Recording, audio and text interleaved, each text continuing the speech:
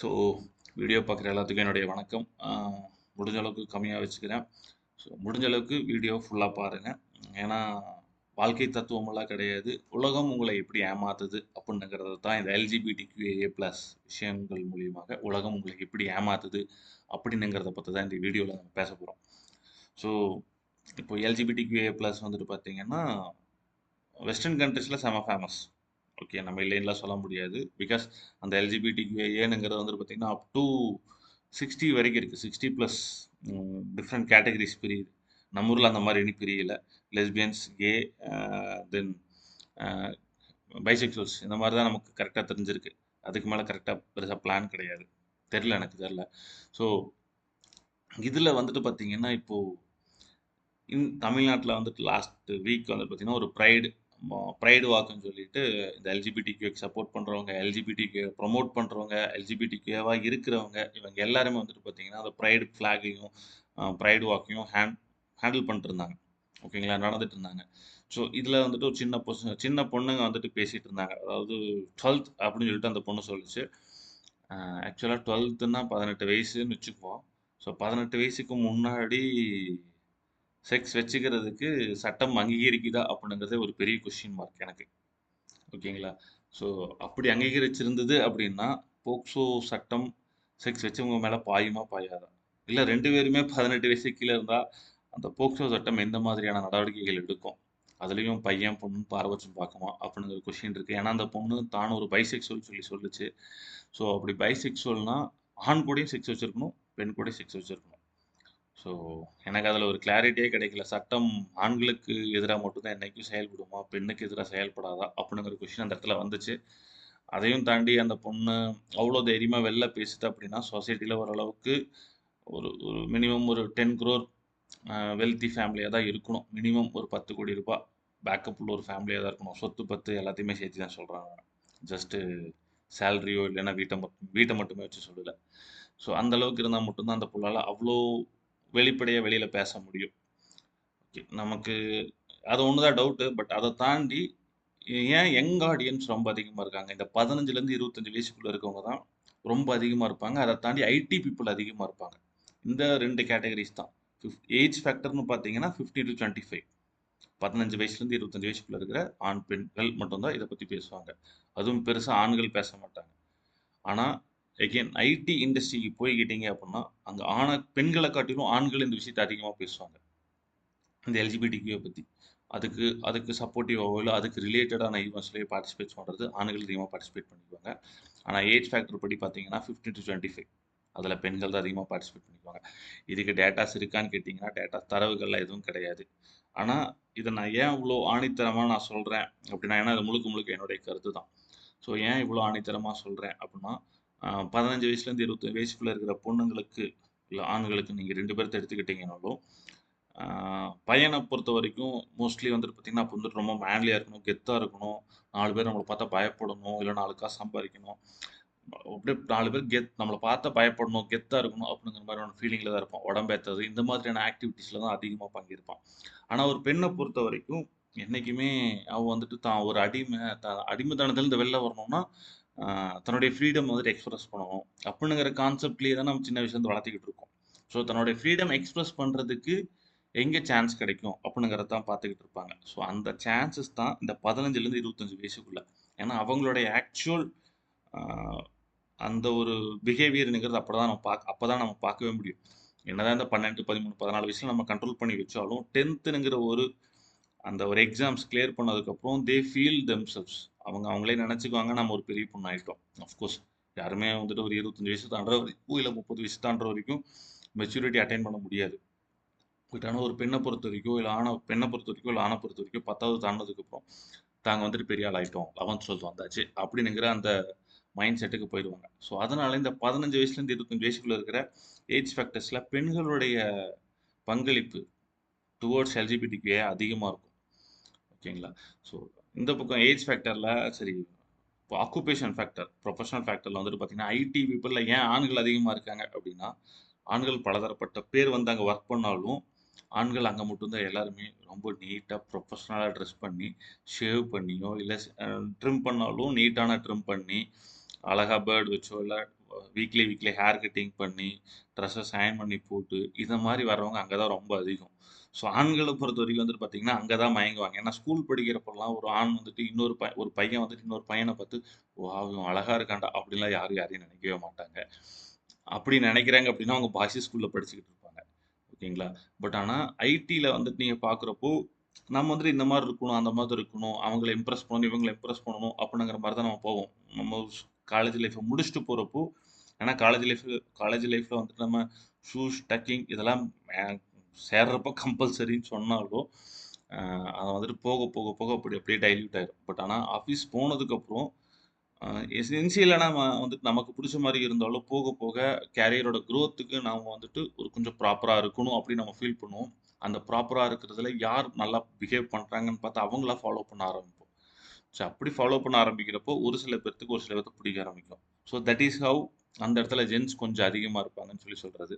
அத தாண்டி சிறைச்சாலை, ஜெயில்னு எடுத்துக்கிட்டீங்கன்னா, அங்க வந்துட்டு பார்த்தீங்கன்னா அ கேஸ் அ கேன்னு சொல்ல முடியாது. அங்க இருக்கிறவங்க செக்சுவல் ஆக்டிவிட்டி வச்சுக்கிறதுக்கு வாய்ப்புகளே கிடையாது. ஸோ அங்க வந்துட்டு பார்த்தீங்கன்னா, கொஞ்சம் கே செக்சுவல்ஸ் கொஞ்சம் அதிகமா இருக்கும். ஸோ இந்த 2 கேட்டகரியால தான் கேஸ்ங்கிறவங்க வந்துட்டு பார்த்தீங்கன்னா, ஆஃப்டர் த ஏஜ் ஆஃப் 25 கொஞ்சம் அதிகமா இருப்பாங்க. ஆக்குபேஷன பேஸ் பண்ணி. பட் ஸ்டில் அந்த சிறைச்சாலையில இருக்கிறவங்கலாம் வந்துட்டு பார்த்தீங்கன்னா, வெளியில வந்துட்டு தான் ஒரு கேன்னு வெளில சொல்லிட்டு இருப்பாங்களான்னு கேட்டீங்கன்னா, சொல்லிட்டுலாம் இருக்க மாட்டாங்க. அவங்க வந்துட்டு அவங்கவங்க குடும்பத்த பார்க்க ஆரம்பிச்சுருவாங்க. But still they urge for it. அதுக்காக ஒரு ஏங்கிட்டு இருப்பாங்க. யாரு பையன் யார் கூடயாவது வச்சுக்கணும். வேற ஒரு ஆண் கூட வச்சுக்கணும் அப்டின்லாம் ஏங்கிட்டு இருப்பாங்க. ஓகேங்களா? ஸோ இந்த கேட்டகரி சமூகத்துல ரொம்ப நாளாவே இருந்துகிட்டு தான் இருக்கு. அந்த ஜெயில் கேட்டகரிங்கிறது ரொம்ப நாளா இருந்துட்டு இருக்கு. பட் ரீசன்ட் கேட்டகரிஸ்ல வந்துட்டு இந்த ஐடியும், இந்த 15 டூ 25 ஏஜ் ஃபேக்டர்ல இருக்க பெண்களும் தான். ஸோ இந்த நம்ம ஏன் இந்த ஸ்பெசிஃபிக்கா ஏஜ் ஃபேக்டர் 15 டூ 25 இதெல்லாம் சொன்னது உங்களுக்கு புரிஞ்சிருக்கும் நான் நம்புறேன். ஓகேங்களா? ஏன்னா அந்த ஃப்ரீடம் ஆஃப் எக்ஸ்பிரஷன் அப்படிங்கிற அந்த ஒரு இதில தான்.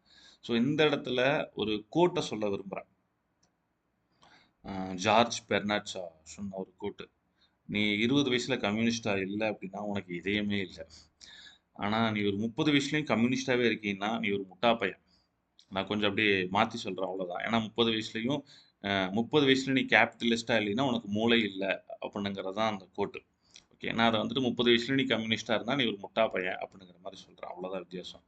ஸோ ஏன் இந்த கோட்ட சொல்லி சொல்றாருன்னா, இந்த கம்யூனிஸ்ட்ங்கிறவங்களுக்கு எல்லாத்துக்கும் எல்லாம் கிடைக்கணும் அப்படிங்கிற ஒரு கான்செப்ட். கேபிட்டலிஸ்ட்ங்கிறவன் தான் பணக்காரன் ஆகணும்.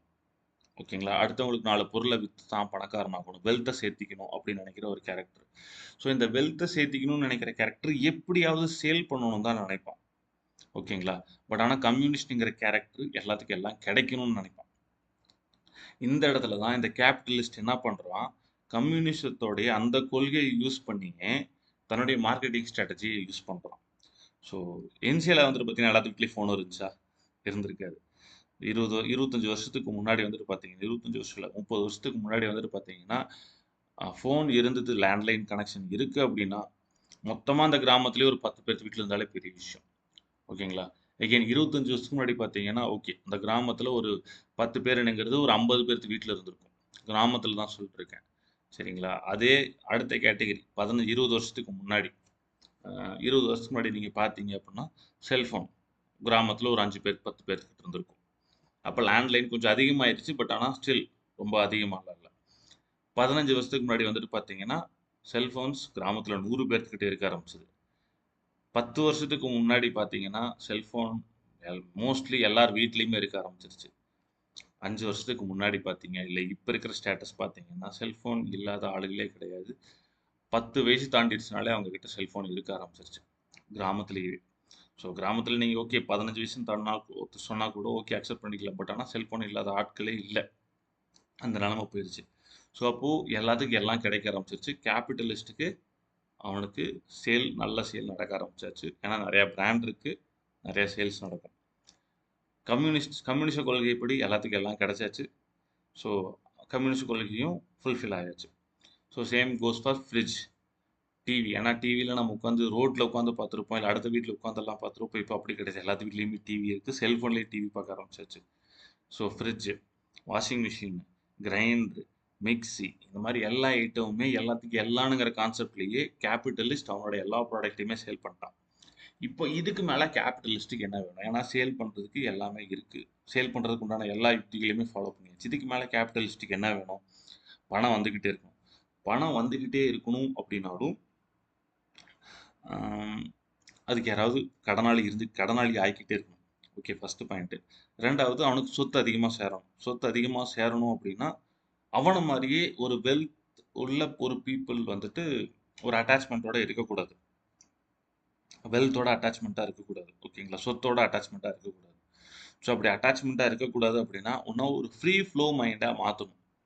அப்படி ஃப்ரீ ஃப்ளோ மைண்டா மாத்தணும் அப்படின்னுங்கிறதுக்கு தான் அவன் டார்கெட் பண்ணது எல்ஜிபிடிக்யூஏ. ஓகேங்களா? ஸோ இந்த எல்ஜிபிடிக்யூல மோஸ்ட்லி அப்ரோச் பண்ணவங்க எல்லாருமே வந்து அதாவது அதுக்கு சப்போர்ட் பண்றவங்க எல்லாருமே வந்து பார்த்தீங்கன்னா, ஃப்ரீ மைண்டடா இருப்பாங்க. கேட்டா அவங்க சொல்லுவாங்க, அந்த வீடியோல இருக்கிற மாரியே அந்த பொண்ணுங்க சொல்ற மாரியே தான். ஸோ எனக்கு வேணும்னா அவனுக்கு புடிச்சிருக்குன்னா ஓகே. இல்ல எனக்கு புடிச்சிருக்குன்னா ஓகே. வேண்டான்னா வேண்டாம். அதுவரைக்கும் ஓகே 2 பேரும் ஜாலியா இருப்போம். தென் லிவிங் டுகெதர் இது எல்லாமே வந்து இந்த லிவிங் டுகெதர் கேட்டகரிஸ் இது எல்லாமே வந்துட்டு பார்த்தீங்கன்னா, நான் வந்துட்டு நார்மல் செக்ஸையும் சொல்றேன். லெஸ்பியன்ஸ், கேஸ் இது 3யுமே பைசெக்சுவல்ஸ் இது எல்லாத்தையுமே சேர்த்து தான் சொல்றேன்.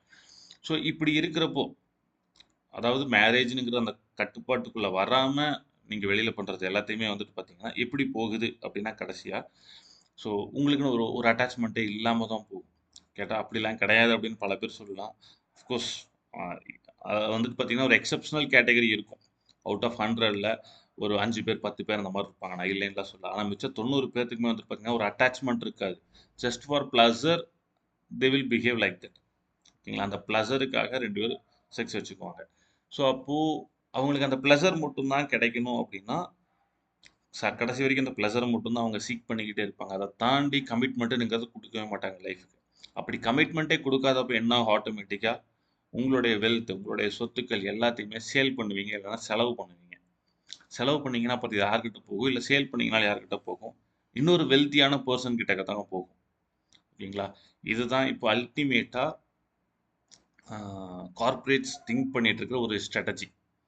ஆனா இந்த ஸ்ட்ராட்டஜிய அ புரிஞ்சுக்க முடியுமான்னு கேட்டீங்கன்னா, எனக்கு தெரிஞ்சு பல பேர்த்தால புரிஞ்சுக்கவே முடியாது. ஏன்னா இது வந்துட்டு லாங் டெர்ம் கேம் தான். கேபிட்டலிஸ்ட் பொறுத்தவரைக்கும் எல்லாமே லாங் டெர்ம் கேம் தான். ஷார்ட் டைம் கேம்னுங்கிறது இல்ல ஷார்ட் டெர்ம் கேம்னுங்கிறது அவங்க கிட்ட கிடையவே கிடையாது. அடுத்த 50 வருஷம் கழிச்சு நம்ம பார்த்தோம் அப்படின்னா, இந்தியாவிலேயே நீங்க எல்ஜிபிடிக்யூ அதிகமா இருப்பாங்க. நீங்க வந்து சட்டம், திட்டங்கள் எல்லாத்தையுமே மாத்தலாம், எல்லாத்தையுமே பண்ணலாம். பட் ஆனா, சொத்துக்கள் மேல இருக்கிற நமக்கு இருக்கிற அந்த ஒரு பற்று அப்படின்னுங்கிறது இருக்காது. நம்ம எப்படி சாமிய கும்பிடுறோம். அதே கணக்கே தான் இங்கேயும். நமக்கு இன்னொரு ஒரு ஒரு விஷயத்து மேல பற்று வேணும்.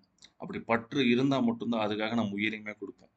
ஸோ அந்த மாதிரி ஒரு பற்று வந்துட்டு அசையா பொருட்கள், இல்ல அசையும் பொருட்கள் மேல எதுலயுமே வச்சுக்காம, நம்மள வந்துட்டு இப்ப இருந்தே டிரைவ் பண்ண ஆரம்பிச்சாச்சு. ஸோ அதாவது இது வந்துட்டு ஒரு எலைட் சொசைட்டிலேருந்து டிரைவ் பண்ண ஆரம்பிக்கிறாங்க. இப்ப நீங்க இந்த எல்ஜிபிடிக்யூவே எடுத்துக்கோங்க. எல்ஜிபிடிக்யூ எடுத்துக்கிட்டீங்கன்னா, ஏதோ ஒரு பணக்கார வீட்டு பையனையோ, பொண்ணையோ சொல்லுங்க பார்க்கலாம். ஒரு எக்செப்ஷனல் கேட்டகரி 1ஓ 2ஓ வரலாம். பட் ஆனா, எத்தன பேர் வெளில வந்து சொல்லுவாங்கன்னு நீங்க நினைக்கிறீங்க? ஒருத்தர் வீட்ல இருந்து கூட வெளில வந்து சொல்ல மாட்டாங்க. அப்படி வெளில சொன்னாலும் அந்த விஷயங்கள் மூடி மறைக்கப்படும். அப்படின்னுங்கிறது தான் உண்மை. ஏன்னா, அது அல்டிமேட் எங்க கொண்டு போய் முடியும்ங்கிறது அவங்களுக்கு தெரியும். ஏன்னா, அதனால தான் அவங்க பணக்காரங்களா இருக்காங்க. நாமெல்லாம் ஏழையா இருக்கோம். ஸோ, இந்த விஷயத்துல நான் கொஞ்சம் உங்கள என்லைட்டன் பண்ணியிருப்பேன்னு நான் நினைக்கிறேன். ஸோ, ஃபுல்லா கேட்டிருந்தீங்க அப்படின்னா, ம் நன்றி அப்படின்னுங்கிறத மட்டுமாவது கமெண்ட் பாக்ஸ்ல போடுங்க. இல்லன்னா ஏதாவது சஜஷன் பண்ணணும்னு நீங்க நினைச்சீங்கன்னா, கமெண்ட் பாக்ஸ்ல போடுங்க. So, bye bye. Thank you.